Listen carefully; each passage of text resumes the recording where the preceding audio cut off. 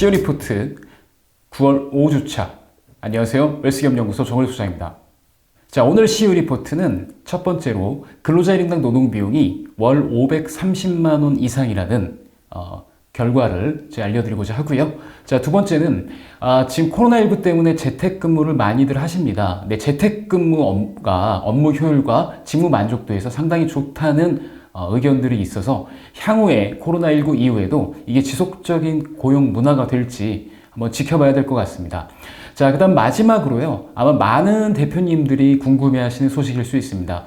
2020년 세법 개정안에 있는 개인 유사법인, 여기에 대해서 심층 더 파헤치도록 하겠습니다.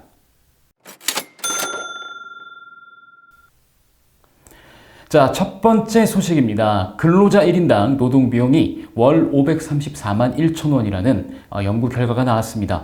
실제로 2018년부터 최저임금들이 이제 상승을 하면서 아무래도 근로자 1인당 이 비용들이 증가했는데요. 이 증가한 추이를 보게 되면 2018년 비해서 2.8%포인트 증가한 걸 확인할 수 있습니다. 자, 그런데 대기업과 이제 중소기업의 임금 격차는 이제 한 68.2%. 그러니까 중소기업 근로자가 대기업 근로자의 약 68.2% 정도 받고 있다고 보시면 되고요. 대기업 같은 경우에는 한 650만 원 수준, 그 다음에 중소기업 같은 경우는 450만 원 수준입니다. 그래서 이제 아무래도 이 데이터를 보시면 대표님들이 좀 많이 불안해 하실 수 있습니다. 가뜩이나 이제 고용 비용 자체가, 근로자를 쓰는 것 비용 자체가 증가하고 있고요. 그 다음에 이제 대기업과 중소기업의 격차가 점차 커지고 있다는 거. 이를 통해서 확인할 수 있는 건 아무래도 좋은 사람들을 좀 고용해서 쓰는 게 쉽지 않겠구나라는 생각도 하실 수 있는데, 이런 경우에 그 정부 도움이나 아니면 기업 마당 확인하시면, 특히 벤처기업 같은 경우에는 공동 채용도 하긴 하니까 이런 거 뉴스 꼭 체크하셔서 이제 고용에 대한 좀 이해를 좀 하셨으면 좋겠습니다. 자, 그리고 이제 두 번째 소식입니다.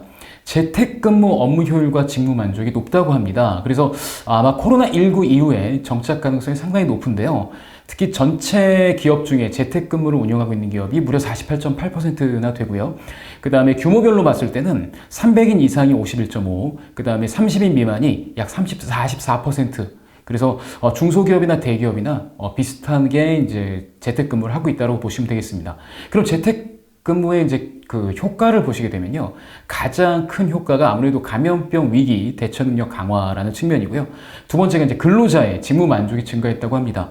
아무래도 근로자 같은 경우에 이제 회사를 출근하거나 그 이동하는 비용들이 그 비용과 거리들이 줄었기 때문에 아마 이렇게 판단할 수도 있을 것 같습니다. 아마 대표님들께서는 이제 특히 제조, 모두 모여서 제조를 해야 되는 그런 업종이 아니라면 이제 재택근무들도 한번 신중하게 고려해 보셔야 될 것 같습니다. 앞으로 이게 고용 시장에 어떤 영향을 미칠지, 그리고 우리 중소기업에서 앞서서 말씀드렸지만 급여 수준이 작기 때문에 핵심 경쟁력을 가진 근로자들 채용하기 좀 어렵잖아요. 그런 경우에 재택근무가 과연 좀 우리가 좋은 인력들을 채용하기 위한 방법이 될 수 있다면 한번 적극적으로 검토해 보셔야 될 것 같습니다. 자, 오늘의 마지막입니다. 이제 명절을 앞두고 이제 아마 가족들 간에 모이실 수도 있고 아마 아닐 수도 있습니다. 그리고 이제 좀 멀리 시골을 가지 않더라도 가까운 직계 정도는 식사를 하실 수가 있을 것 같은데요.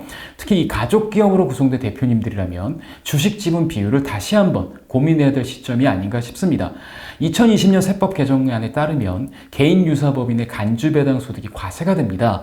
자, 이 경우 개인 유사법인에 해당하는 거는요. 최대 주주와 특수관계자 지분을 합쳐서 80%를 초과하고 이렇게 되는 경우에는 그 순이익의 약 50% 정도를 배당을 실체한 여부와 상관없이 과세를 하게 됩니다. 즉, 배당도 안 받아갔는데 배당 소득세를 내야 되는 상황이 생긴다는 거죠. 그래서 첫 번째 케이스를 보게 되면 자본금 10억이고 당기 순이익이 16억이다. 이 회사 같은 경우에는 국세청에서 과세하지 않는 유보소득이 8억입니다. 그럼 나머지 8억에 대해서는 배당소득세로 과세를 하게 되는데, 이 경우에 1인 주주로 구성되는 대표님이라면 8억에 대해서 배당소득세를 내시게 되는 거죠. 아직 시행령이 확정되지 않아서 얘가 종합소득에 합산되고 건강보험이 어떻게 과세될지는 정확하게 알 수는 없으나, 이 경우보다는 주식을 아예 가족들 간에 고루 분배를 해서 가족 내인이 4명으로 분산한다면 4명이 8억에 대해서 배당소득세를 한꺼번에 내는 게 아니라 2억씩 나눠서 내기 때문에 다른 가족들에게 자금 출처도 만들어줄 수 있고, 특히 지금처럼 부동산 규제가 심해서 조정지역 내 부동산을 취득하려면 자금 조달 계획서를 제출해야 되는, 그리고 자금 출처가 되게 중요한 이 시점에서는 특히 사랑하는 손자녀라든가 자녀들에게는 자금 출처를 미리 만들어줄 수 있는 장점이 있습니다. 그리고 2020년 세법 개정안 중에 또 하나 중요한 게 있죠. 초과 배당으로 증여세를 절세할 수 있는 방법이 올해가 마지막입니다. 기왕에 이렇게 된 거, 올해 지금 남겨진 시간 얼마 없지만 주식을 증여하고 배당을 해주고, 초과 배당을 해주고, 내년부터는 또 한 번 주식 지분을 맞춰서 그 간주 배당, 어차피 세금 낼 거, 이제 가족들과 고루 혜택을 보시는 게 어떨까 하는 거죠. 일단 주주가 분산되게 되면 절세 효과는 커집니다. 그리고 두 번째, 주주가 분산됐는데 하필 그 주주가 이제 내 자녀들이라면, 내 손자녀들이라면 어차피 증여해 주실 금액을 자동적으로 자금 출처를 만들어주는 효과가 있습니다. 그래서 비싼 증여세를 내지 않고 균등 배당이긴 하지만 매년 일정 정도의 배당을 통해서 자금 출처를 만들어줄 수 있다는 거죠. 그래서 제일 사실 절세 혜택이 큰 건 손자녀에게 증여하시는 게 절세 혜택이 가장 큽니다. 왜냐하면 자녀들은 이미 주식을 갖고 있잖아요. 그리고 손자녀에게 또 주식이 되면 대표님 지분은 줄어들게 돼서 2020년 이후에, 21년 이후에 간주 배당으로 인한 세금 부담도 줄이면서 우리 사랑하는 손자녀들한테 자금 출처를 확보해 줄 수 있는 정말 좋은 솔루션이 되지 않을까 싶습니다.